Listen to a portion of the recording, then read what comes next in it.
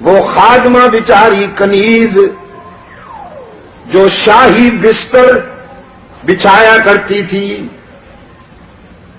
بادشاہ کا بستر بچھاتے ہوئے آرزو پیدا ہوئی کہ چند لمحے اس پر ذرا سو کے تو دیکھوں کتنی راحت ملتی ہے۔ بستر پہ چند لمحوں کے لیے سوئی، جسم جو مٹی پہ لیٹا کرتا تھا، سنگریزوں پہ لیٹا کرتا تھا، وہ اطلس و کم خواب کی چادروں والے شاہی بستر پہ لیٹا تو نیند نے اپنی آغوش میں دبوچ لیا اس کنیز کو، نیند کی وادی میں چلی گئی۔ اتنے میں ابراہیم ابن ادہم ہاتھ میں درہ لے کر بیڈ روم میں داخل ہوا، خوابگاہ میں داخل ہوا، دیکھا کنیز میرے بستر پہ سو رہی ہے،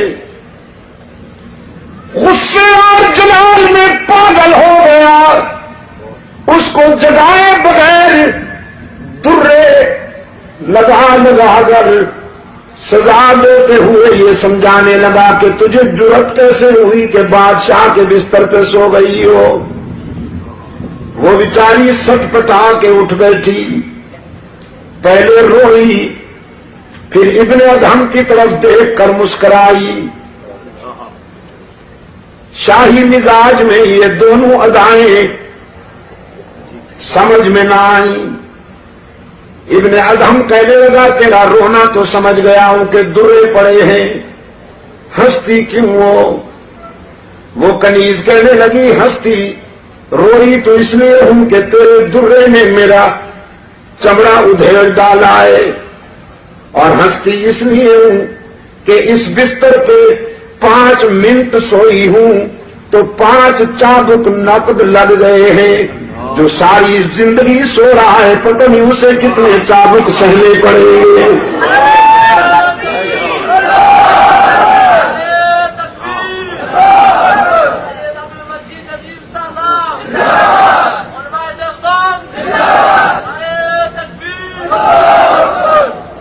بس اس ایک جملے نے انقلاب بپا کر دیا۔ تاج اتارا، شاہی لباس اتارا، ساری رات مسلح پر روتا رہا، اشکوں سے منہ دھوتا رہا،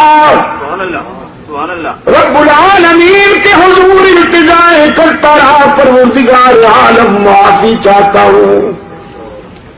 صبح ہوئی، مشیروں وزیروں کو بلا کر نظام سنبھالنے کو کہا، تخت سنبھالو، بادشاہی تمہارے حوالے کرتا ہوں۔ مجھے تو زندگی کی حقیقت ایک کنیز نے سمجھا دی۔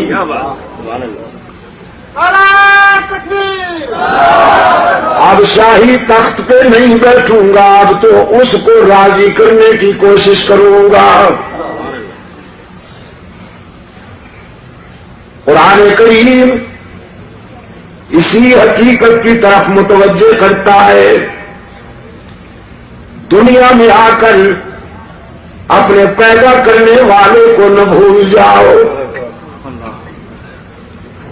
جس نے راحتیں عطا کی ہیں، جس نے مسکراہٹیں عطا کی ہیں۔ نہیں معلوم آپ کو کہ اس آنکھ کی کیا قیمت ہے، لیکن جیب میں ڈال کر لے جائیے اربوں روپے کا چیک، منڈی میں آنکھ خرید کیجیے نہیں ملے گی۔ اس نے بغیر کسی قیمت کے یہ نعمت تجھے عطا کر دی۔ قرآن کریم یاد دہانی کراتا ہے، أَلَمْ نَجْعَلْ لَهُ عَيْنَيْنِ وَلِسَانًا وَشَفَتَيْنِ وَهَدَيْنَاهُ النَّجْدَيْنِ۔ اے ابن آدم، غور کیا کبھی تو نے اپنی 5 فٹ کی اس کائنات میں؟ دور تک نظر نہیں جاتی تو اپنی اس 5 فٹ کی کائنات پر غور کرنا، تیرا پیدا کرنے والا تجھے سمجھ میں آ جائے گا۔